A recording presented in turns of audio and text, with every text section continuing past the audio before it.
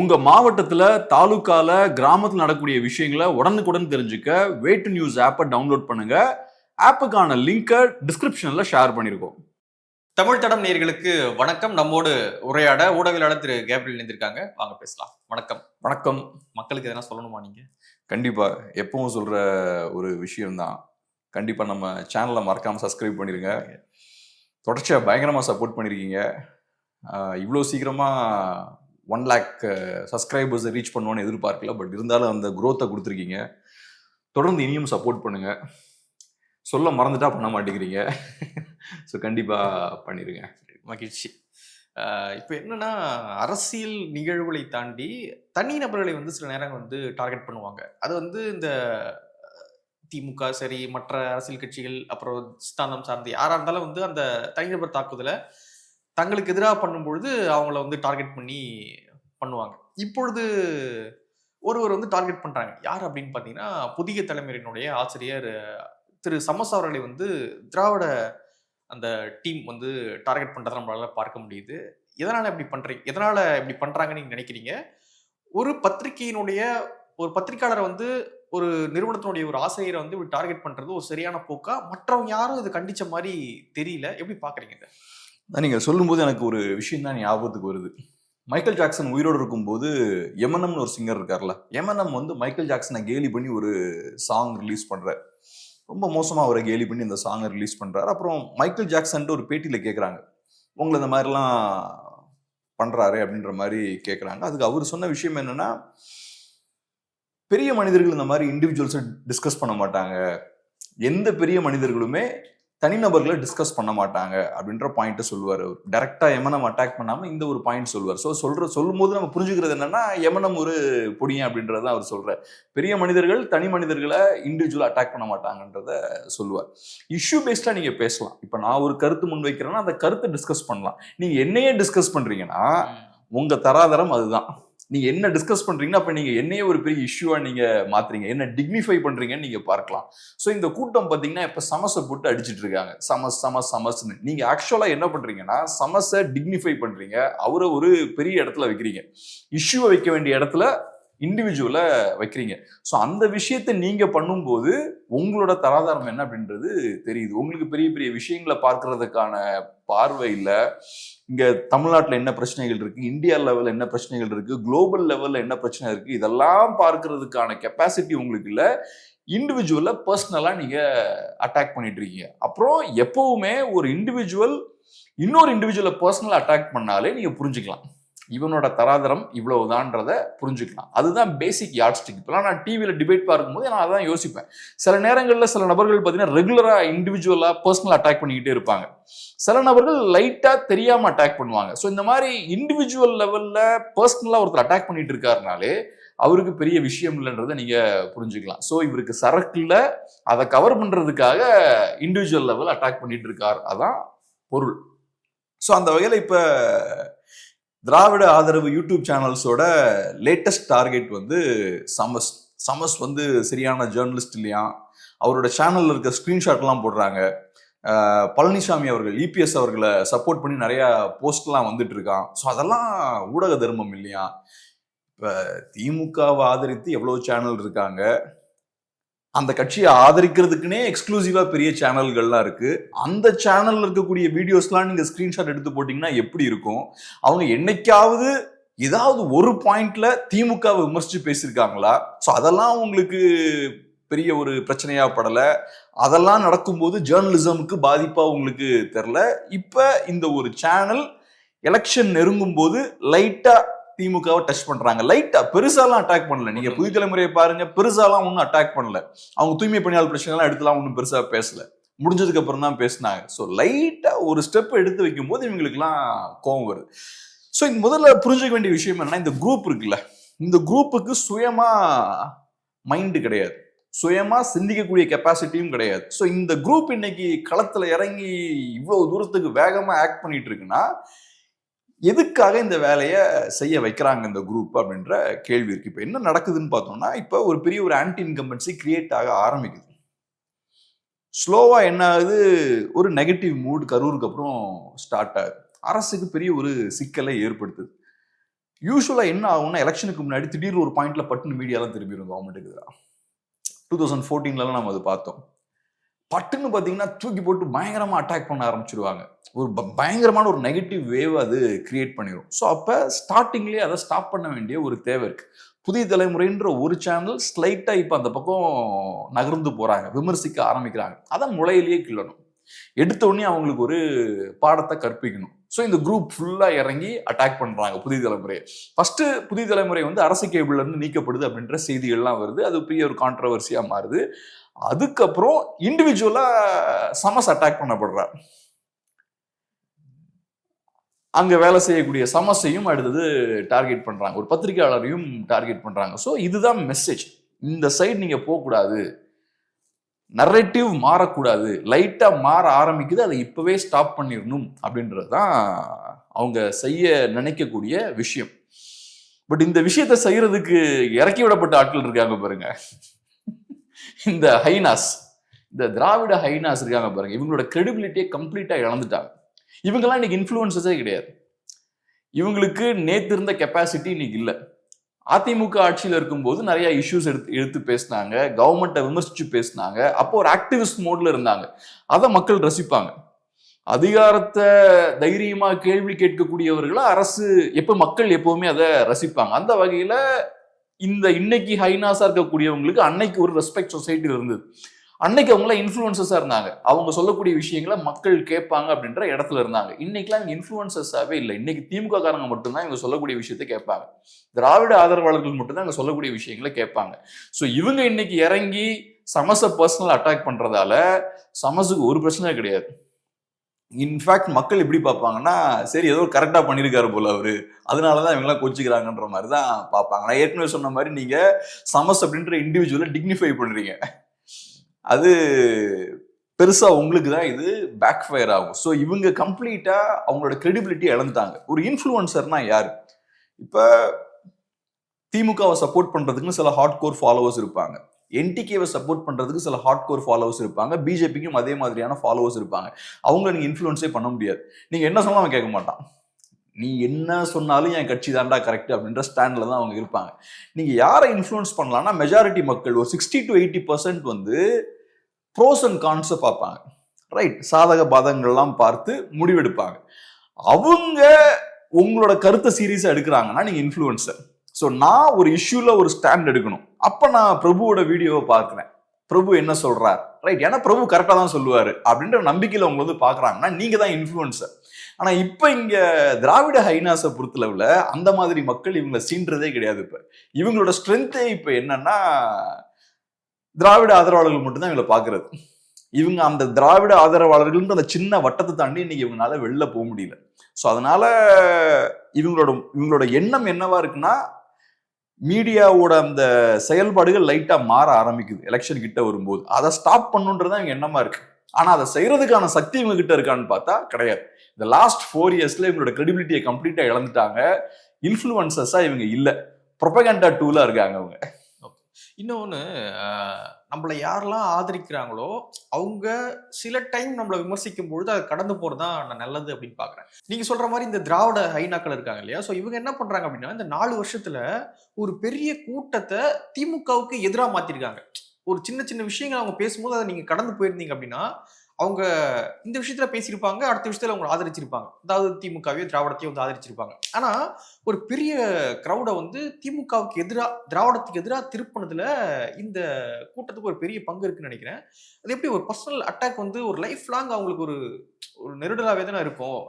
இப்படி அட்டாக் பண்ணிட்டாங்க, இவங்களை நம்ம விடக்கூடாது அப்படின்றதுனா ஒரு இதுவா இருக்கும். அது ஒரு டிப்ளமேட்டிக்கா பார்த்தா அதை கடந்து தானே போனோம். ஆனா பர்சனல் டார்கெட் எப்படி பாக்குறீங்க? எனக்கு பர்சனலா அது நடந்திருக்கு. நீங்க சொன்ன இந்த ஹைனா குரூப் என்னையும் அட்டாக் பண்ணாங்க. அட்டாக் பண்ணதுக்கான காரணம் என்னன்னா, அது வேற ஒரு காரணம். நம்ம சில விமர்சனங்களை முன் வைக்கிறோம், அதை அவங்களால எதிர்கொள்ள முடியல. ஸோ என்ன பண்றாங்க, அவதூறு ஸ்ப்ரெட் பண்ண ஆரம்பிக்கிறாங்க. நான் பாஜகக்காரன், நான் பேசினது என்னன்னா பாஜக ஒரு பாசிச கட்சி இல்லைன்னு பேசினேன். அதை நான் இன்னைக்கும் அப்படிதான் சொல்லுவேன். பாஜகலாம் ஒரு பாசிச கட்சினா அப்புறம் நீங்களாம் இன்னைக்கு வாயை திறக்க முடியாது. இது பேசிக் லாஜிக். ஸோ பாஜகவை ஒரு பாசிச கட்சிலாம் நம்ம பார்க்க முடியாதுன்றது என்னோட பாயிண்ட். அதை மட்டும் அழகா கட் பண்ணிட்டாங்க. கட் பண்ணி ஃபுல்லாக அதை ஸ்ப்ரெட் பண்ணி இவர் வந்து ஒரு பாசிச பாஜகவோட கைகூலி, இவர் பாஜக ஆதரவாளர் அப்படி இப்படின்னு என்ன போட்டு அட்டாக் பண்ணாங்க. ஸோ இவங்க நான் ஒரு விதமான ஒரு சொசைட்டி சார்ந்த சில விமர்சனங்கள் வைக்கிறேன். நான் இண்டிவிஜுவலாலாம் விமர்சனம் வைக்கல, சொசைட்டி சார்ந்த இஷ்யூ பேஸ்டா விமர்சனம் வைக்கிறேன். அதை ஹேண்டில் பண்ண முடியல அப்படின்ற சூழல் வரும்போது என்ன பண்றாங்க, என்ன பர்சனலா அடிக்கிறாங்க. ஸோ கேப்ரியலோட வாயிலிருந்து சில வார்த்தைகள் வருது, அந்த வார்த்தைகளை மக்கள் நம்பக்கூடாது.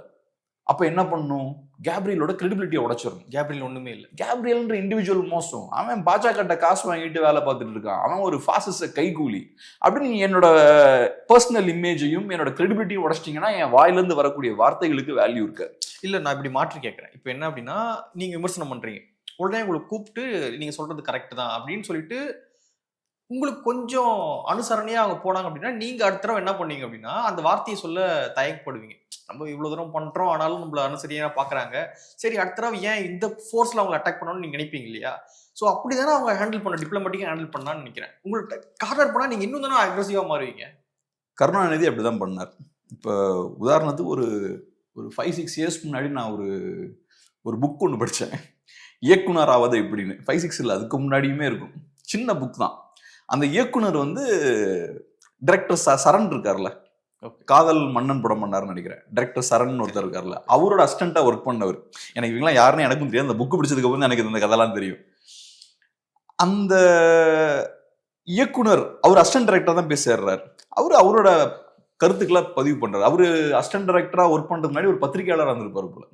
ஸோ அப்போ அவர் சொல்றாரு, நான் ஒரு பாயிண்ட்ல ஒரு திமுக ஆதரவு பத்திரிகையில ஒர்க் பண்ணிட்டு இருந்தேன், அதுக்கப்புறம் திமுக ஆதரவு பத்திரிகையில இருந்து அதிமுக ஆதரவு பத்திரிகையில போய் வேலை செய்ய ஆரம்பிச்சேன்.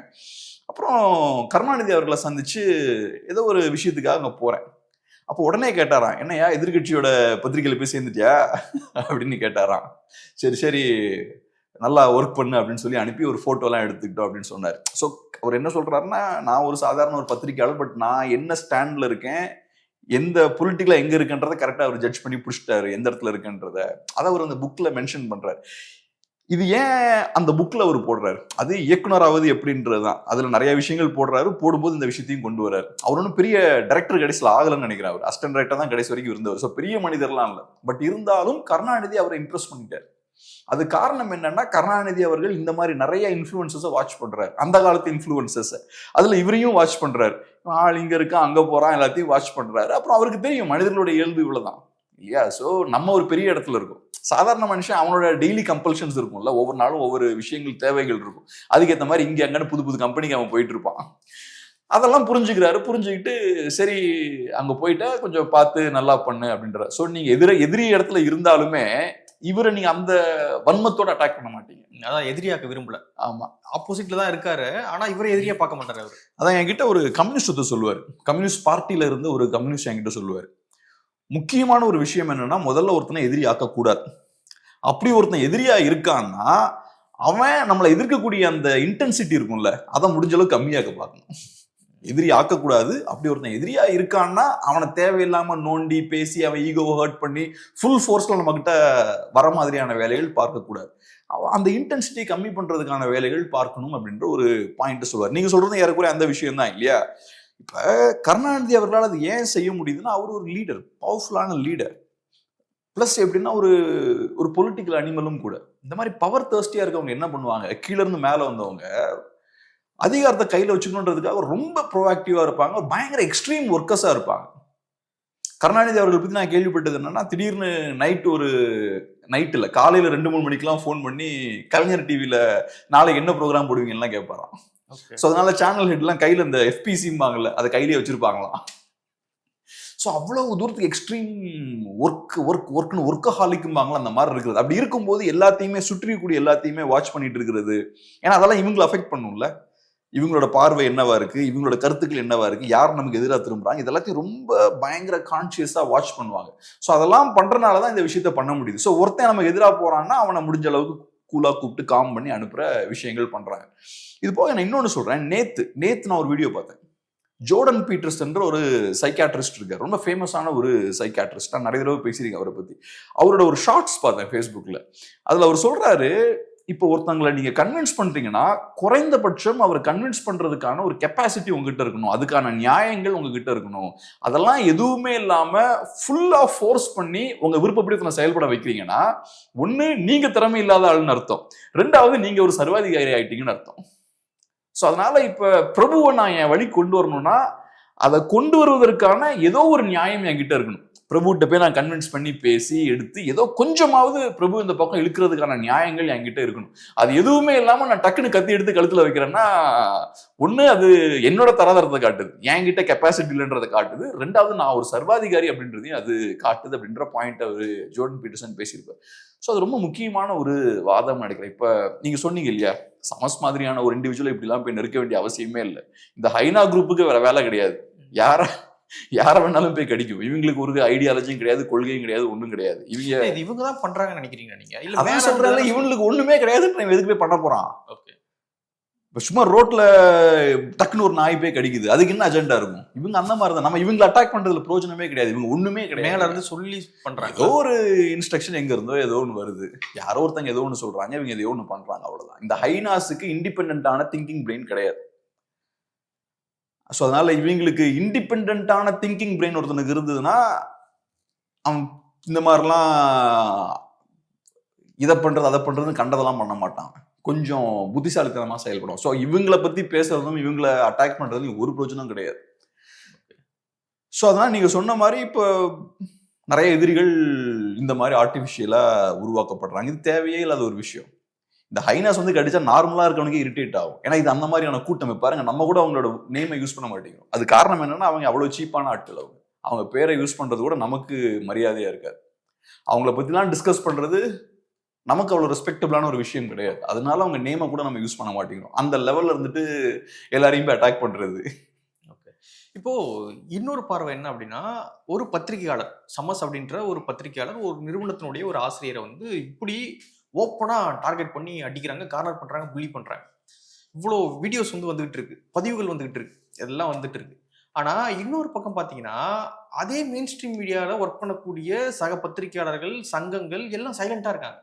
ஏன் நீங்க அதை பண்றீங்க, இதெல்லாம் பண்ணாதீங்க நீங்க அப்படின்னு மறைமுகமாகவோ அல்லது நேரடியா வெளிப்படையா அதை அறிக்கை விட்டோ ஒரு ப்ரெஷர் போட மாட்டாங்க அவங்க மேல. அந்த கூட்டத்தினுடைய தலைமை கிட்ட ஒரு ப்ரெஷரை போட்டு நீங்க இதை பண்ணக்கூடாது, நாளைக்கு இது எங்களுக்கும் நடக்க வாய்ப்பு இருக்கு, ஸோ இதை நீங்க பண்ணாதீங்க அப்படின்ற ஒரு விஷயத்த சக பத்திரிகையாளர்கள், சக அந்த மெயின் ஸ்ட்ரீம் மீடியாக்கெல்லாம் சொல்லணும்ல. ஆனா அவங்க பெருசா சொன்ன மாதிரி நான் பார்க்கல. எப்படி பாக்குறீங்க நீங்க?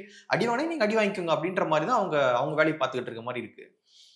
இதுவே அதிமுக பண்ணியிருந்தா அவங்க அறிக்கை விட்டுருப்பாங்கன்னு நினைக்கிறேன்.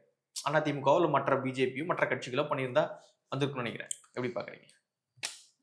இப்பதான் இப்ப பாஜக ஒரு பாசிச கட்சியில நான் ஒரு சின்ன ஒரு பெரிய ஒரு இன்டர்வியூல ஒரு சின்ன ஒரு கட்டு தான் நீங்க சொன்ன மாதிரி அது பேசின அப்புறம் இந்த ஹைனா குரூப் அதை எடுத்து பயங்கரமா பேசுறாங்க.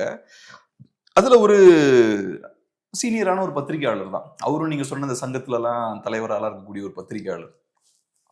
அவரோட சேனல்ல ஒரு வீடியோ போடுறாரு, என்னை பத்தி விமர்சிச்சு போடுறாரு. இன்னொரு பத்திரிகையாளரை கூப்பிட்டு பேசுறாரு. இந்த மாதிரி ஒருத்தர் பேசியிருக்காரு, என் வீடியோ எல்லாம் போட்டு இந்த மாதிரி பேசுறாரு, அவரும் பதில் எல்லாம் பேசுறாங்க. அதுக்கு தம்ப்நெயில் பாத்தீங்கன்னா அதிமுக புரோக்கரா என்னமோ போட்டிருந்தாங்க. ஏதோ ஒன்று அஜெண்டாவோட நான் செயல்படுறேன்ற துணியில போட்டிருந்தாங்க. அந்த புரோக்கர்ன்ற வார்த்தை அங்க இருந்தது, அந்த விஷயத்த டைட்டில் போட்டிருக்காங்க. இப்ப நீங்க ஒரு யூனியனோட தலைவரா இருக்கீங்கன்னா உங்களோட வேலை என்ன? மற்ற பத்திரிகையாளர்களை பாதுகாக்கிறது தான் உங்களோட வேலை. ஆனா இவர் என்ன பண்றாரு, என்ன அட்டாக் பண்றாரு. ஸோ உங்களோட வேலை எனக்கு மற்றவங்க கிட்ட இருந்து பிரச்சனை வரும்போது நீங்க என்ன ப்ரொடெக்ட் பண்ணணும். ஆனா நீங்க என்ன பண்றீங்க, உங்ககிட்ட இருந்தா எனக்கு பிரச்சனையே வருது. ஸோ அந்த லெவல்ல தான் இருக்காங்க. ஸோ பிரச்சனையே அவங்க கொடுக்கக்கூடிய இடத்துல இருக்காங்க நிறைய நேரங்கள்ல. இப்ப நீங்க சொன்னீங்க இல்லையா, சோக்கால் பத்திரிகையாளர்கள்லாம் இருக்காங்க இல்லையா, இவங்க தான் நிறைய நேரங்கள்ல இந்த ஹைனாக்களாவும் இருக்காங்க. ஓகே, சோ அதுதான் பெரிய ஒரு நிறைய நேரங்கள்ல ஹைனாக்களா இருக்காங்க. முகமூடி கைட்னா பத்திரிகையாளர் போட்டாங்க, முகமூடிலாம் ஒண்ணும் கிடையாது, தைரியமா ஓப்பனா இருக்காங்க. நிறைய நேரங்கள்ல இந்த சோக்கால் பத்திரிகையாளர்கள் ஹைனாஸாவும் பார்ட் டைமா ஃபங்க்ஷன் ஆகுறாங்க. ஓகே, இப்ப கூட எனக்கு ரொம்ப ஆச்சரியமான விஷயம் என்னன்னா, நேஷனல் லெவல்ல பெரிய ஒரு மீடியா ஹவுஸ்ல பெரிய ஒரு முக்கியமான பொறுப்புல இருந்த ஒருத்தர் இப்ப இந்த சமஸ் இஷ்யூ வரும்போது சமஸ் விமர்சிச்சு போஸ்ட் போட்டுட்டு இருக்காரு.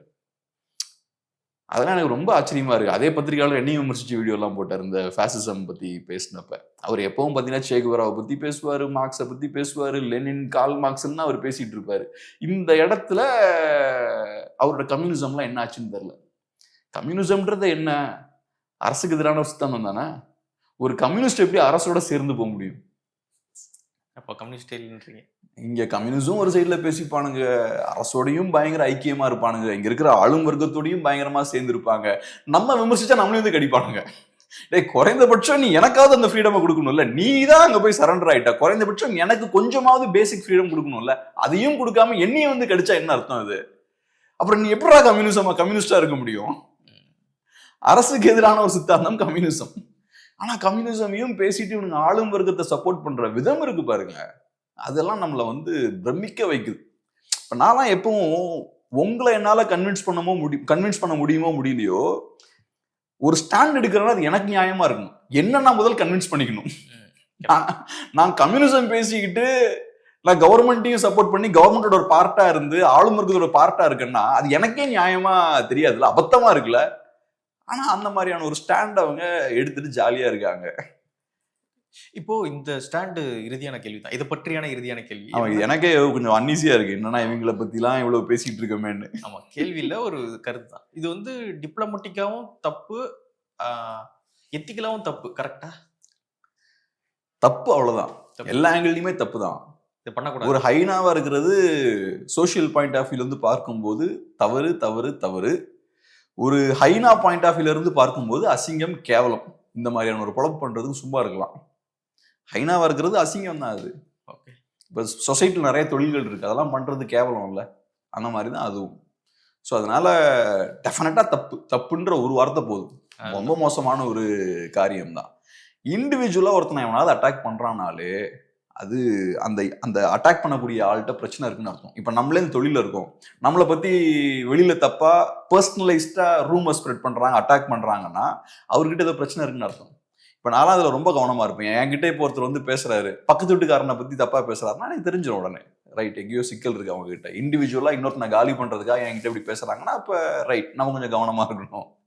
ஸோ இண்டிவிஜுவலா பர்சனலைஸ்டா நம்ம கிட்ட ஒரு விஷயத்தை யாராவது கொண்டு வராங்கனாலே ரைட், அந்த கொண்டு வரக்கூடிய ஆள்கிட்ட ஏதோ சிக்கல் இருக்கு, அவர்கிட்ட நம்ம கேர்ஃபுல்லா இருக்கணும். ஓகே, போதும் நினைக்கிறேன் இந்த டாபிக். கண்டிப்பா, ஆமா, இதுக்கு மேல பேசினா நல்லா இல்ல. ஓகே, அடுத்தது என்ன அப்படின்னு பாத்தீங்கன்னா, தமிழ்நாட்டுல பெரிய அளவுக்கு நாங்க இன்வெஸ்ட்மெண்ட்டை கொண்டு வரோம் அப்படின்னு திமுக தொடர்ச்சியான பிரச்சாரங்களை பண்ணிக்கிட்டே இருக்காங்க. துபாய், ஜெர்மனு, இங்கிலாந்து எல்லா இடத்துக்கு போயிட்டு இருக்காங்க. ஆனா உண்மையாக இங்க இன்வெஸ்ட்மெண்ட் வந்து அவங்க பில்டப் பண்ற அளவுக்கு வந்திருக்கு அப்படின்னு கேட்டீங்கன்னா இல்ல அப்படின்றத ரீசெண்டா நடக்கக்கூடிய செய்திகளை வைத்து நம்மளால பார்க்க முடியுது. கூகுளோடைய ஏஐ இந்த ஹப் அப்படின்றது ஆந்திராவுக்கு வந்து போயிருக்கு. கிட்டத்தட்ட 15,000 USD பில்லியன் வந்து சொல்றாங்க, அந்த அளவுக்கு போயிருக்கு. 90,000 கோடி அப்படின்றாங்க, அந்த அளவுக்கான இன்வெஸ்ட்மெண்ட் வந்து அங்க போயிடுச்சு. இன்னொரு பக்கம் பார்த்தீங்கன்னா ஃபாக்ஸ்கான் வந்து ஒரு 15,000 கோடிக்கு இன்வெஸ்ட்மெண்ட் பண்ண போறாங்க அப்படின்ற செய்தியெல்லாம் திமுக வெளியிட்டாங்க, தமிழ்நாடு அரசு வெளியிட்டாங்க.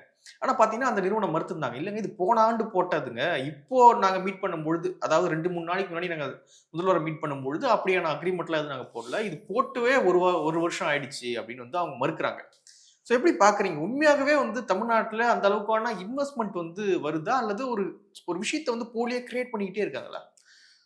அதான் இதுல வந்து ரெண்டு விதமான விஷயத்த நம்ம பார்க்க வேண்டியது இருக்கு. ஒண்ணு, அரசு தரப்புல நாங்க ஒரு ப்ரோஆக்டிவான கவர்மெண்ட், நாங்க growth ஓரியன்டான ஒரு கவர்மெண்ட், நாங்க ஜிடிபியை பயங்கரமா க்ரோ பண்ணிட்டோம், டிரெவிடியன் மாடல் பயங்கரமா தமிழ்நாட்டை டிரான்ஸ்ஃபார்ம் பண்ணிருச்சு அப்படின்ற ஒரு இமேஜை தமிழ்நாட்டில் மட்டும் இல்லை நேஷனல் லெவல்ல உருவாக்க முயற்சி பண்ணிட்டு இருக்காங்க. ஸோ அந்த வகையில ரீசெண்டா அந்த மாதிரி ஒரு 15,000 crores ஃபாக்ஸ்கான் நிறுவனம் தமிழ்நாட்டில் இன்வெஸ்ட் பண்ண போறாங்க அப்படின்ற ஒரு அறிவிப்பு வருது. அதுக்கப்புறம் வேற ரிப்போர்ட்ஸும் வர ஆரம்பிக்குது, முக்கியமான ஊடகங்கள்ல நியூஸ் வர ஆரம்பிக்குது. அந்த ரிப்போர்ட் வந்து தவறா இருக்கிறதுக்கான வாய்ப்புகளும் இருக்கு. ஏன்னா ஃபாக்ஸ்கானை பொறுத்தளவுல அது ஃப்ரெஷ் இன்வெஸ்ட்மெண்ட்ஸ் எதுவும் நாங்கள் கொண்டு வரல, 15,000 crores ஃப்ரெஷ் இன்வெஸ்ட்மெண்ட்ஸ்லாம் கொண்டு வரலன்ற மாதிரி சொல்றாங்க. ஸோ இது ஒரு ஆங்கிள், அதாவது நீங்க ஒரு நரேட்டிவ் பில்ட் பண்ண முயற்சி பண்றீங்க அப்படின்றது ஒரு ஆங்கிள். ஸோ இந்த ஆங்கிள் இருந்து பார்க்கும்போது நான் என்ன சொல்லுவேன்னா, இபிஎஸ் அவர்கள் வெள்ளரிக்கை கேட்டார், அப்ப டிஆர்பி ராஜா என்ன பண்ணாரு, வெள்ளை பேப்பர் தூக்கி காட்டினார், இதுதான் புரியுன்ற மாதிரி காட்டினார். ஸோ நான் என்ன சொல்றேன்னா, மக்களுக்குமே இப்ப அந்த கேள்வி இருக்கு. ஒரு வெள்ளை அறிக்கை தேவை. நீங்க ஸ்டேட்டை டெவலப் பண்றதெல்லாம் ரைட்டு தான். இதை நம்ம கேட்டோம்னா டிஆர்பி ராஜா என்ன சொல்றாருன்னா, இப்ப குளோபல் என்வரன்மெண்ட் ரொம்ப மோசமா இருக்கு, இந்த மாதிரியான சூழல்ல நாங்க இன்வெஸ்ட்மெண்ட்ஸ் எல்லாம் கொண்டு வரோம். அதெல்லாம் ரைட்டு, நீங்க கஷ்டப்பட்டு ஒர்க் பண்றீங்க, எல்லாமே ரைட்டு. ஆனா இன்வெஸ்ட்மெண்ட்ஸ் என்ன வந்திருக்கு, என்ன கண்டிஷன்ல இருக்கு, இது எல்லாமே எங்களுக்கு தெரியணும், மக்களுக்கு தெரியும். ஏன்னா அது ஜனநாயகம், இது டெமோக்ரஸி. ஸோ அதனால ஒரு ப்ராப்பரான வெள்ளை அறிக்கையை வெளியிடுங்க. போன தடவை மாதிரி வெள்ளை பேப்பரை காட்டாதீங்க. டிரான்ஸ்பரண்டா இருங்க. ஏதோ தப்பு இருக்கு இருக்கலாம், சொன்னதை வச்சு பார்க்கும்போது இருக்கலாம், இல்லாம இருக்கலாம், நான் தப்பா இருக்கலாம், நீங்க தப்பா இருக்கலாம், எல்லாமே ரைட். ஆனா நீங்க ஒரு வெள்ளை அறிக்கையை விட்டு ப்ரூவ் பண்ணுங்க. அதெல்லாம் என்ன பிரச்சனை? ஆமா, இதுதாங்க எங்க கிட்ட எல்லாமே பெர்ஃபெக்ட்டா இருக்குன்னு நீங்க ப்ரூவ் பண்ணுங்க. இதை கேட்டா நீங்க ஏதோ உங்களை நாங்க தவறா விமர்சிச்ச மாதிரி, ஏதோ நீங்க தான் அஃபெக்டட் பார்ட்டி மாதிரி, இது குளோபல் கண்டிஷன் கிளைமேட்லாம் ரொம்ப மோசமா இருக்கு, இன்வெஸ்ட்மெண்ட்ஸ் எல்லாம் கொண்டு வரது எவ்வளவு சிக்கல் இருக்கு தெரியுமா, இப்படிப்பட்ட சூழல் இப்படி விமர்சிக்கிறீங்களே, ரைட், அதெல்லாம் ரைட். ஆனா நீங்க ஒரு வெள்ளை அறிக்கையை வெளியிடுங்க. நீங்க இவ்வளவு கஷ்டப்பட்டு இன்வெஸ்ட்மெண்ட்ஸ் எல்லாம் கொண்டு வந்தீங்கன்றதெல்லாம் அங்கீகரிக்கிறோம். ஆனா என்ன எக்ஸாக்டா வந்திருக்கு, என்ன கண்டிஷன்ல இருக்கு, எக்ஸாக்டா என்ன விஷயம் நடந்துட்டு இருக்குன்றத மக்கள் முன்னாடி நீங்க பிளேஸ் பண்ணுங்க. அது ரொம்ப அவசியம் அப்படின்றது என்னோட பாயிண்ட். ரெண்டாவது, அரசு தரப்புல சொல்லப்படுற விஷயம் என்னன்னா, 14,000 வேலை வாய்ப்புகளை இது ஏற்படுத்தும் அப்படின்ற மாதிரி சொல்றாங்க. மோஸ்ட்லி இந்த மாதிரியான வேலை வாய்ப்புகள் எப்படி இருக்குன்னா, ஹை பேயிங் ஜாப்ஸா இருக்காது. அஃப்கோர்ஸ் அரசு தரப்புல குவாலிட்டி ஜாப்ஸா இருக்கும் அப்படின்ற மாதிரிலாம் சொல்றாங்க. பட் பெரிய ஹை பேயிங் ஜாப்ஸா இருக்காது. எனக்கு அங்கதான் ஆந்திராவை பார்க்கும்போது எனக்கு ரொம்ப பொறாமையா இருக்கு. விசாகப்பட்டினத்துல $15 பில்லியன் நெக்ஸ்ட் 5 இயர்ஸ்ல இன்வெஸ்ட் பண்ண போறாங்க. கூகுள் டேட்டா சென்டரை, ஏஐ டேட்டா சென்டரை கிரியேட் பண்றது $15 பில்லியன் இன்வெஸ்ட் பண்ண போறாங்க. ஸோ அரௌண்ட் 80,000 crores வரும்னு நினைக்கிறேன். பெரிய ஒரு அமௌண்ட். ஸோ அரசு தரப்புல என்ன சொல்றாங்கன்னா 1.8 lakh ஜாப்ஸ் கிரியேட் பண்ணுன்றாங்க. Full IT. அதுதான் இங்க முக்கியமான விஷயம்.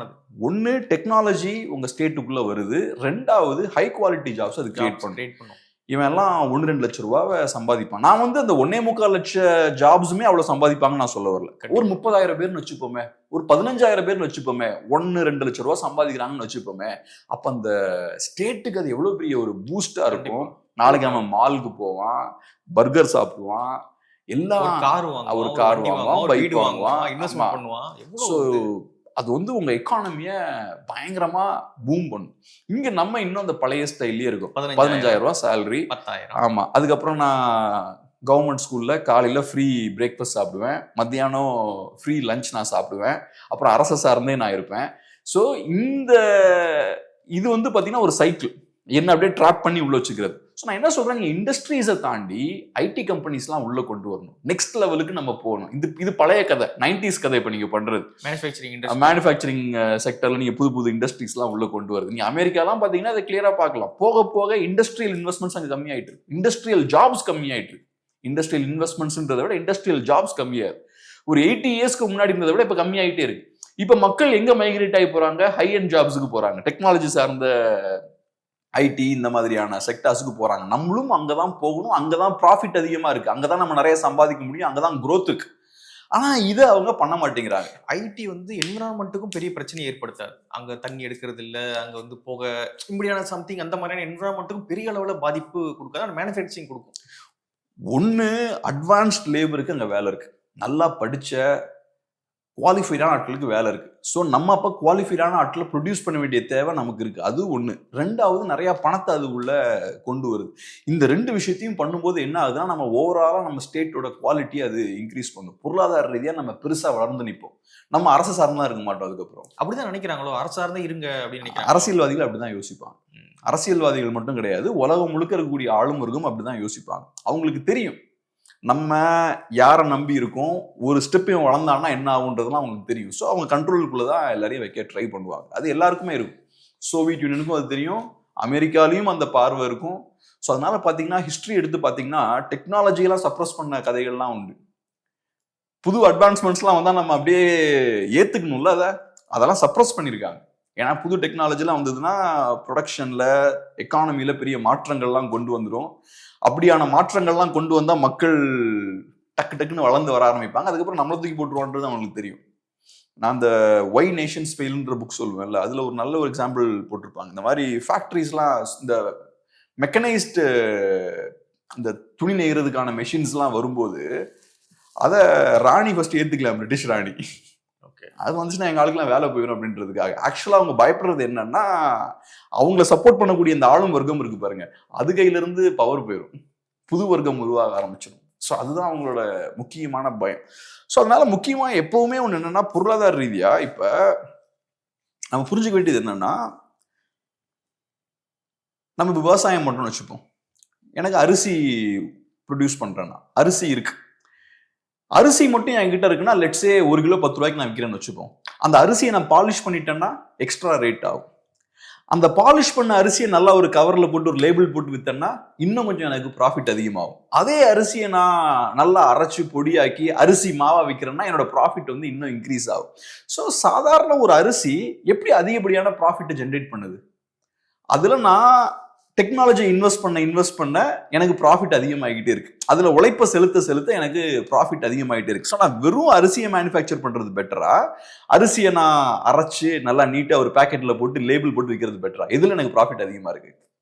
பேக்கெட்ல போட்டு விற்க அதிகமா இருக்கு. ஸோ டெக்னாலஜியை உள்ள போட எனக்கு ப்ராஃபிட் அதிகமாகும். சொசைட்டியும் அப்படிதான். ஒரு காலத்துல இண்டஸ்ட்ரீஸ் வந்து பீக்ல இருந்தது. 1910, 20 பார்த்தீங்கன்னா இந்த கன்வேயர் பெல்ட் எல்லாம் ப்ரொடியூஸ் பண்றாங்க, பெரிய மாஸ் ஸ்கேல்ல ஃபோர்ட்லாம் மேனுஃபேக்சர் பண்ண ஆரம்பிக்கிறாங்க. அப்ப உள்ளதுலேயே அதிகப்படியான லாபம் எங்க இருந்தது? மேனுஃபேக்சரிங்ல இருந்தது. எப்படி அரிசியை நீங்க பேக்கெட்ல போட்டு அரைச்சு விற்கும் போது நல்ல ப்ராஃபிட் இருக்கும், அதே மாதிரி மேனுஃபேக்சரிங்ல உள்ளதுலேயே அதிகமான ப்ராஃபிட் இருந்தது. அதுதான் பீக். காசு உள்ளதுலேயே அதிகமாக சம்பாதிக்கணும்னு அதுதான். ஆனா இன்னைக்கு சூழல் மாறிடுச்சு. மேனுஃபேக்சரிங்கும் தாண்டி டெக்னாலஜி பேஸ்டான விஷயங்கள் இப்போ வர ஆரம்பிச்சிருச்சு. ஸோ இப்போ நீங்க உள்ளதுலேயே அதிகமான லாபத்தை சம்பாதிக்கணும்னா அதை தான் நீங்க ஃபோக்கஸ் பண்ணணும். அது போக ஃபியூச்சர் அது. இப்போ ஏஐலாம் இன்னும் டேக் ஓவர் பண்ணல. அடுத்து அதெல்லாம் வருதுன்னா முதல்ல நீங்க ஐடி இண்டஸ்ட்ரியில ஸ்ட்ராங்கா இருக்கணும், ஐடி செக்டர்ல ஸ்ட்ராங்கா இருக்கணும். அப்பதான் நீங்க ஏஐ மூலமா வரக்கூடிய வாய்ப்புகள் அப்பதான் நீங்க யூஸ் பண்ண முடியும். அதெல்லாம் கரெக்டா யூஸ் பண்ணக்கூடிய கெப்பாசிட்டி உங்களுக்கு இருந்தாதான் ஃபியூச்சர்ல நீங்க டாமினேட் பண்ண முடியும். ஸோ இவ்வளவு விஷயங்கள் இருக்கு. நீங்க என்ன பண்றீங்கன்னா இன்னும் இண்டஸ்ட்ரீஸே சார்ந்திருக்கீங்க. வெறும் அரிசியவே சார்ந்திருக்கிற மாதிரி இண்டஸ்ட்ரீஸே சார்ந்திருக்கீங்க. அதை தாண்டி அடுத்தடுத்த ஸ்டேஜுக்கு போகணும். அடுத்தடுத்த ஸ்டேஜுக்கு போகும்போது அங்கதான் ப்ராஃபிட் இருக்கு. டெக்னாலஜி சார்ந்து சொஃபஸ்டிகேட்டடான ஒர்க்கர்ஸ்லாம் ஒர்க் பண்ணக்கூடிய இடத்துல தான் நிறைய ப்ராஃபிட் இருக்கு. ஸோ அதனால அந்த இடத்துக்கு நீங்க போகணும். அதை நம்ம அந்த இடத்துக்கு போறதுல நமக்கு தயக்கம் இருக்கு. நம்ம இன்ஃப்ராஸ்ட்ரக்சர் சரியா இல்லை, அதுக்கு தேவையான விஷயங்கள் இல்லை. இன்னைக்கும் நான் சில நிறுவனங்களோட முதலாளிகளோட எல்லாம் பேசும்போது அவங்க சொல்ற விஷயம் என்னன்னா, வாய்ப்புகள் பயங்கரமா இருக்கு சொசைட்டில. வாய்ப்புகள் இல்லைன்னா சொல்லவே முடியாது. நல்ல குவாலிட்டியான ஆளை நீ கொண்டு வா, நான் எடுக்கிறேன். ஆனா பிரச்சனை என்னன்னா ஸ்கில் லேபர் இல்லை நம்ம கிட்ட. படித்த யங்ஸ்டர்ஸ் இல்லை. இங்க படிச்சிருக்கான், டிகிரி வச்சிருக்கான், ஆனா அவன்கிட்ட நிஜமான ஸ்கில்ஸ் இல்லை, எனக்கு தேவையான ஸ்கில்ஸ் இல்லை. இண்டஸ்ட்ரி அவன் கிட்ட டிமாண்ட் பண்ணக்கூடிய ஸ்கில்ஸ் அவன் கிட்ட இல்லை. வாங்கிட்டு இருக்க ஸ்கில்ஸ் என்ன பண்ண முடியும்? மார்க்கெட்டுக்கு என்ன தேவைன்னு இருக்குல்ல, கம்பெனிஸுக்கு என்ன தேவைன்னு இருக்குல்ல, அந்த ஸ்கில்ஸோட இவங்க இல்லை. ஸோ அப்போ நாங்கள் என்ன சார் பண்ண முடியுன்றாங்க அவங்க. ஸோ அதனால அதெல்லாம் நம்ம கரெக்டாக டெவலப் பண்ணி நம்ம கரெக்டான விஷயங்கள் செஞ்சோம்னா இன்னைக்கு கூகுள் அங்கே போயிருக்க மாட்டான், விசாகப்பட்டினம் போயிருக்க மாட்டான், இங்கே வந்திருப்பான்.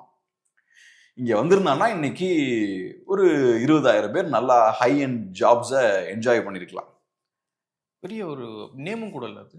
கண்டிப்பா பெரிய விஷயம் அது. ஆமா, பெரிய நேமும் கூட, டெஃபினட்டா பெரிய விஷயம். நீங்க நல்லா கவனிங்களேன், பெங்களூருக்கும் சென்னைக்கும் கேரக்டரே டிஃப்ரெண்டா இருக்கு. இது எப்படி நடந்ததுன்னு நினைக்கிறீங்க? கம்ப்ளீட்டா டிஃப்ரெண்டா இருக்கு கேரக்டர். நீங்க பெங்களூருக்கு போங்க, சென்னையில இருங்க. ஒரு 30 இயர்ஸ் முன்னாடி இது கிடையாது. 30 இயர்ஸ்க்கு முன்னாடி சென்னை ரொம்ப அட்வான்ஸ்டா இருந்த பெங்களூரோட. இன்னைக்கும் அதுதான் உண்மை. ஏன்னா சென்னையை பொறுத்தளவு ஐடி செக்டரை மட்டுமே நம்பி இருக்கக்கூடிய ஒரு சிட்டி கிடையாது. சென்னை இன்னும் கொஞ்சம் கூட விரிவான எல்லாரையும் அகாமடேட் பண்ணக்கூடிய ஒரு சிட்டி, ரைட்? பட் இருந்தாலும் பெங்களூர்ல ஒரு கல்ச்சர் இருக்கு பாருங்க, ஒரு மாடர்னான அட்வான்ஸ்டான ஒரு கல்ச்சர். ஒரு இந்த லாஸ்ட் 30 இயர்ஸ்ல ஒன்று இவால்வ் ஆயிருக்கு பாருங்க. அது ஏன் வருது? அந்த கல்ச்சர் எப்படி உருவாச்சு? ஏன்னா ஐடி செக்டர் வளருது, 1-2 லட்ச ரூபா அவன் சம்பாதிக்கிறான். ஆவரேஜா நான் சொல்றது 10-15 சம்பாதிக்கலாம், ஆவரேஜா 1-2 லட்ச ரூபா சம்பாதிக்கிறான். அதோட சேர்ந்து ஒரு ஹைபிரிட் கல்ச்சரும் டெவலப் ஆகுது இல்லையா? ஒரு ஹைபிரிட் கல்ச்சர் டெவலப் ஆகுது. அதுதான் அது காட்டுது. ஸோ அந்த கல்ச்சர்ல எனக்கு பெரிய அட்ராக்ஷன் இல்லை. அந்த கல்ச்சர் காட்டக்கூடிய விஷயம் என்னன்னா, அதுக்கு பின்னாடி பணத்தோட ஒரு குரூப் இருக்கான். அதை கிரியேட் பண்ணிட்டாங்க லாஸ்ட் 30 இயர்ஸ்ல. இங்க எது நடக்கல, பெருசா நடக்கல, அந்த அளவுக்கு நடக்கல. கரெக்டா செய்ய வேண்டிய விஷயங்கள்லாம் செஞ்சிருந்தா இங்கேயும் நடந்திருக்கும். அது அன்பார்ச்சுனேட்டா அந்த பஸ்ஸை நம்ம விட்டோம். அந்த பஸ்ஸை விட்டதுக்கு அப்புறம் இப்ப என்ன ஆகுது, நம்மளால இப்ப ஏஐ பூம்லாம் இப்ப ஸ்டார்ட் ஆகுது. அஃப்கோர்ஸ் இது ஒரு பபிள்ன்றாங்க, அது செகண்டரி. பட் ஏஐலாம் இப்ப நிறைய ஆப்பர்ச்சுனிட்டிஸ் இருக்கு, நிறைய இன்வெஸ்ட்மெண்ட்ஸ் எல்லாம் வருது. அதெல்லாம் நம்மளால யூஸ் பண்ண முடியல. இப்ப ஸ்டார்ட் அப்ஸ் எல்லாம் எடுத்துக்கோங்க, பெஸ்ட் ஸ்டார்ட் அப்ஸ் எல்லாம் பெங்களூர் தான் போறாங்க. பெங்களூர் போறாங்க, ஹைதராபாத் போறாங்க, அவங்க இங்க வர மாட்டேங்கிறாங்க. அது போக நம்ம இப்ப ஃபாக்ஸ்கான் இஷ்யூ பத்தி டிஸ்கஸ் பண்ணிட்டு இருக்கோம். இந்த மாதிரி நிறைய முக்கியமான செய்திகளை உடனுக்குடன் தெரிஞ்சுக்கணும்னா வேட்டு நியூஸ் ஆப்பை டவுன்லோட் பண்ணுங்க. ஆப்புக்கான லிங்கை டிஸ்கிரிப்ஷன்ல ஷேர் பண்ணிருக்கோம். அடுத்ததாக விஜய். விஜய் பேசாம நம்ம முடிக்க முடியாது. யாருமே பேசாம முடிக்க முடியாதுன்னு நினைக்கிறேன். என்ன அப்படின்னா, எல்லாம் முடிஞ்சிருச்சு.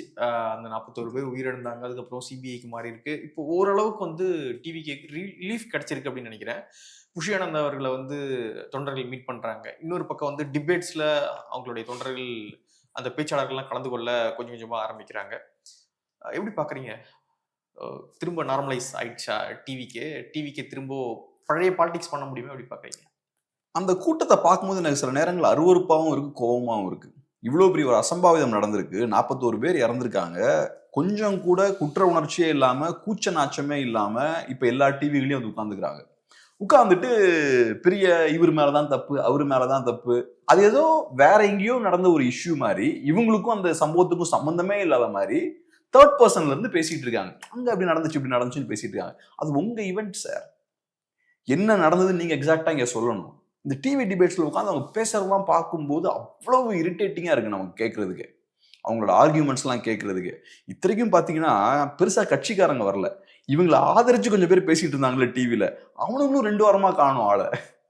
கட்சிக்காரன் ஒளிஞ்சிருக்கான், ஒரு நியாயம் இருக்கு. நீ கட்சிகள் எல்லாம் ஆதரிச்சு பேசிட்டு இருந்த பார்ட்டி நீ எங்கடா காணாம போன?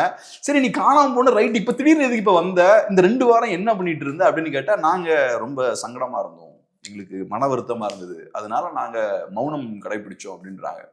ஆனா பேச்சுல பாத்தீங்கன்னா அந்த வருத்தம் எதுவுமே பேச்சுல தெரிய மாட்டேங்குது. பேச்சுல பயங்கர தெனாவட்டா பேசுறது, ஏதோ இவங்க எதுவுமே தப்பே பண்ணாத மாதிரி, சுத்தி இருக்கவங்க எல்லாருமே தப்பு பண்ண மாதிரி. ஏன் நம்மளா இவங்களா ஈவெண்ட் ஆர்கனைஸ் பண்ண சொன்னோம்? நம்மளா இவங்கள எல்லாம் அங்க வாங்க பஸ்ல இவர் வந்து பேசுவாருன்னு பார்க்க சொன்னோம்?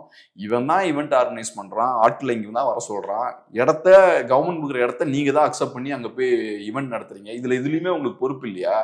வந்தவங்களுக்கு டாய்லெட் ஃபெசிலிட்டி கிடையாது, வந்தவங்களுக்கு சாப்பாடு எதுவும் கிடையாது, பல மணி நேரம் தண்ணி கிடையாது, எக்ஸாஸ்ட் ஆகுறாங்க, இவ்வளவு சிக்கல்கள் அங்க நடந்திருக்கு. ஸோ இதெல்லாம் நம்மளா பண்ண சொன்னோம். ஆனா அசால்ட்டா இவங்க மேல எந்த தவறுமே இல்லை அப்படின்ற துணியில நக்கலா உட்காந்து பேசிட்டு இருக்காங்க. இதுலயும் டிவியில பேசும்போது பாத்தீங்கன்னா இந்த ரசிகர்களுக்கு ஏற்ற மாதிரியே பேசுறது, பஞ்ச் வச்சு பேசுறது, ஆப்போனன்ட்ஸை பர்சனலா அட்டாக் பண்றது, இந்த கோமாளி கூத்துகளையும் இவங்க பண்ணிட்டு இருக்காங்க. அதெல்லாம் பார்த்தா எப்படி மக்கள் இதெல்லாம் அலோவ் பண்றாங்கன்னு தெரியல. இவங்க பக்கம் நியாயம் இருந்து இதெல்லாம் பண்ணாலும் பரவாயில்ல, சரி நியாயம் இருக்கு ஆனா அதை சரியா வெளிப்படுத்த தெரியல அப்படின்னா கூட பரவாயில்ல. பிரச்சனையை பெருசா பண்ணி வச்சுக்கிட்டு, அப்கோர்ஸ் அரசு தரப்புலையும் நிறைய பிரச்சனைகள் இருக்கு, நம்ம நிறைய பேசிட்டோம், திரும்ப திரும்ப சொல்லிட்டு இருக்க வேண்டாம்னு நினைக்கிறேன். அங்கேயும் டெஃபினட்டா நிறைய பிரச்சனைகள் இருக்கு. பட் முக்கியமா அதுக்கான காரணம் யாரு? நீங்க தான். இதை பண்ணிட்டு தைரியமா ஒரு 2 வாரம் ஒளிஞ்சுக்கிட்டு தைரியமா என்ன பண்றீங்க? 2 வாரம் சைலண்டா இருக்கீங்க, பதிலே சொல்லாம எல்லாம் அப்ஸ்காண்ட் ஆகிறீங்க. அதுக்கப்புறம் இப்ப சிபிஐக்கு மாத்தினதுக்கு அப்புறம் மெதுவா ஒருத்தங்களா வெளில வரீங்க, டிவில தான் உட்காந்துக்கிறீங்க. இப்பதான் உங்களுக்கு தைரியம் வருது, இவ்வளவு நாளா வரல. கேட்டா வருத்தமா? இவங்க எல்லாத்துக்குமே கரெக்டா 2 வாரம் இவங்க எல்லாருக்குமே வருத்தம். அந்த 2 வாரம் முடிஞ்சதுக்கு அப்புறம் இவங்க எல்லாமே இப்ப மெதுவா வர ஆரம்பிக்கிறாங்க. சோ இந்த கூட்டத்தை பொறுத்தளவுல யாராவது ஒருத்தவங்க கதவை திறந்து விட்டா எல்லாம் வெளில வருவாங்க, யாராவது அந்த பெரம்பெடுத்தானா எல்லாம் ஓடிடுவான். இவ்வளவுதான் இந்த கூட்டத்தோட செயல்திறன். மக்கள் பத்தி, மக்கள் நலன் பத்தி எல்லாம் ஒரு கவலை கிடையாது. சோ எவனோ ஒருத்தன் ஃபர்ஸ்ட் பரம்பு எடுத்திருக்கான், எடுத்த உடனே அடிச்சு தெரிச்சு ஓடிட்டாங்க. இப்ப ஏதோ ஒரு மேல எடுத்து வந்து ஒரு டோர் ஓபன் பண்ண உடனே எல்லாம் டிவில வந்து உட்கார்ந்துக்கிட்டு பெரிய நக்கல் பேச்சு இப்ப இப்படி ஃபுல்லா எல்லாம் இறங்க ஆரம்பிச்சாச்சு. இந்த டிவில எல்லாம் வந்து உட்கார்ந்து பேசக்கூடிய ஒவ்வொருத்தன்ட்டையும் இந்த கேள்வி கேட்கணும். 2 வாரம் சார் என்ன பண்ணிட்டு இருந்தீங்க, ஏன் பதுங்கி இருந்தீங்கன்ற கேள்வி கேட்கணும். ஒழுங்கான பதிலை வீட்டு இருந்து வாங்கணும். சும்மா இந்த நாங்க ரொம்ப ஃபீலிங்ஸ்ல இருந்தோம் அதனாலதான் வரல அப்படின்ற கதையெல்லாம் விடக்கூடாது. ஃபீலிங்ஸ்ல இருந்து அதையும் பேசணும். நீ அப்ப உன்னால 41 பேர் இறந்திருக்கான்ல, அவனுக்கு ஃபீலிங்ஸ் இருக்காதா? அப்ப அவனுக்கு ஆறுதல் சொல்றது யாரு? அவன் கூட நிக்கிறது யாரு? அந்த மக்கள் கூட நிக்கிறது யாரு? அதுதான் உன் வேலை. நீ பண்ணலன்னு கூட வச்சுப்போம், உங்க பக்கம் நியாயம் கூட வச்சுப்போம். ஆனா அவங்க எல்லாம் உங்க ஆட்கள் தானே, உங்களை பார்க்க வந்தவங்க தானே. சரி அது கூட இல்லைங்க, தமிழ் மக்கள் தானங்க அவங்க எல்லாம். தமிழர்கள் நல்லது பண்ணாதானே கட்சியை ஆரம்பிச்சீங்க. இந்த 2 வாரம் அவங்க கூட நீங்க நின்றுக்கணுமா இல்லையா? நான் சொல்றேன், நீ அங்க போக கூட தேவையில்லை. ஆனா அந்த இஷ்யூவை பேசி ஒரு மாரல் சப்போர்ட்டாவது இருந்திருக்கணும்ல. எதுவுமே பண்ணாம 2 வாரம் ஒளிஞ்சிருந்தா இது பேரு வருத்தம் கிடையாது, இது பேரு கோலத்தனம். 2 வாரம் ஒளிஞ்சிருந்திருக்கீங்க. பிரச்சனை வந்த ஒருத்தன் ஓடுறான்னாலே அவன் ஒரு கோலை, அவன் இஷ்யூவை ஹேண்டில் பண்றதுக்கான தைரியம் இல்லாதவன். இவங்களாச்சும் வெளியே வந்துட்டாங்க, விஜய் இன்னும் அது கூட பண்ணல. விஜய் பாவம் வீட்டில் தான் இருக்காரு, ஒரு வீடியோ மட்டும் ரிலீஸ் பண்ணியிருக்காரு, ஒரு ட்வீட்டும் போட்டிருக்காருன்னு நினைக்கிறேன். ஸ்டார்டிங்ல ஒரு ட்வீட் போட்டாரு. ஆமா, நீதி வெல்லும்னு ஒரு ட்வீட் போட்டிருக்காரு. வென்றா நல்லது. அவர் தான் போட்டாரான்னு. ஆமா, அவர் தான் போட்டிருக்கணும். எப்படி திரும்ப பிரச்சாரம் பண்ணுவாங்களா? பழையபடியான அந்த ஹைப் இருக்குமா? எனக்கு என்னமோ ஸ்லோவா நார்மலைஸ் பண்ணி இறக்கி விட்டுருவாங்கன்னு தான் நினைக்கிறேன். திரும்ப பிரச்சாரத்துக்கு வந்துடும். ஆமா ஆமா, அதுக்கு தான் மெதுவா ஸ்டெப் பை ஸ்டெப் அதை நார்மலைஸ் பண்ண ஆரம்பிச்சிட்டாங்க. திரும்ப மக்கள் கிட்ட நம்பிக்கை இருக்குமா? டிவிக்கு ரசிகர்களை விடுங்க, விஜய் ரசிகர்களை விடுங்க, மக்களுக்கு அந்த நம்பிக்கை இருக்குமா? விஜய் யோசிக்க தெரிந்த மக்கள் இதை ஏத்துக்க மாட்டாங்க. யோசிக்க தெரிஞ்ச மக்கள் இந்த சம்பவம் நடக்குதோ இல்லையோ விஜய் ஒரு லீடராகவே பார்க்க மாட்டாங்க. லீடருக்கான எந்த குவாலிட்டிஸுமே விஜய்கிட்ட கிடையாது. விஜய் நல்ல ஒரு ப்ரொஃபஷனல், அவர் ஒரு நல்ல ப்ரொஃபஷனல் ஆக்டர். அவரு கரெக்டா டிசிப்ளின்டா இருப்பாரு, கரெக்டா ஷெட்யூல் படி அவர் ஒர்க் பண்ணுவாரு, கரண்டா சொசைட்டில என்ன ஃபார்முலா ஒர்க் ஆகுன்றதான் தெரியும். ஸோ அவரோட தொழிலில் அவருக்கு நல்ல நாலேஜ் உண்டு, நல்ல ஒரு ப்ரொஃபஷனலான ஒரு மனிதர். அதுதானே ஒரு லீடர் கிடையாது. லீடர்ன்றது வேற. இப்போ ஒரு ஐடி கம்பெனில ஒருத்தர் நல்ல ப்ரொஃபஷனலா இருக்கலாம், நல்ல ப்ரோக்ராமிங்லாம் நல்லா ஸ்ட்ராங்கா இருக்கலாம், டிசிப்ளின்டா இருக்கலாம், நல்லா அவுட் கொடுக்கலாம், அதெல்லாம் ரைட்டு. லீடர்ன்றது வேற. நாளைக்கு ஐடி கம்பெனில திடீர்னு ஒரு எர்த்குவைக் வருதுன்னு வச்சுப்போம், அப்ப ஃப்ளோர்ல எல்லாரும் பயந்து அங்கங்க ஓடிட்டு இருப்பான், சிலவன் லீட் பண்ணுவான். அந்த இடத்துல கேஆஸ் இருக்கும்ல, குழப்பம் இருக்கும்போது தான் கரெக்டா லீட் பண்ணுவான், அவன் தான் லீடர். இல்லைன்னா ப்ராஜெக்ட் இருக்குன்னு வச்சுப்போமே, ஏன் அந்த மாதிரி எக்ஸ்ட்ரீமா போக வேண்டாம், ப்ராஜெக்ட்லாம் நல்லா கரெக்டா கோஆர்டினேட் பண்ணி எல்லாத்தையும் ஒன்று சேர்த்து வண்டியை நகர்த்த முடியுது பாருங்க, அவன் தான் லீடர். சொசைட்டில லீடர்னா இன்னும் டிஃப்ரெண்ட். இப்ப நம்ம பேசினதெல்லாம் பிசினஸ் கம்பெனில கூடிய லீடர்ஸ். சொசைட்டில லீடர்னா சொசைட்டில ஒரு பிரச்சனை வரும்போது அந்த பிரச்சனையை சூப்பரா ஹேண்டில் பண்ணும், நல்லா தைரியமா ஃப்ரண்ட்ல நின்று ஹேண்டில் பண்ணும். லீடர் அப்பதாங்க வெளியவே வரணும். பிரச்சனை வரும்போது கரெக்டா உள்ள போய் ஒளிரவன் லீடரே கிடையாது. பிரச்சனை வரும்போது தான் லீடர் வெளியே வரணும். ஒரு லீடருக்கான தேவையே பிரச்சனையில இருந்தா வருது. விஜய் லீடர் இல்ல. விஜய் கண்டிப்பா லீடர்ல, அரசியல்வாதியும் கிடையாது, கட்சியும் இல்லைன்றீங்க. என்ன பதில், அது கட்சியும் கிடையாது. ஓகே, மக்கள் என்ன முடிவு பண்றாங்க அப்படின்றத வெயிட் பண்ணி பார்க்கலாம். நிறைய விஷயங்கள் நம்மளோட பகிர்ந்துக்கிட்டீங்க, ரொம்ப நன்றி. நன்றி.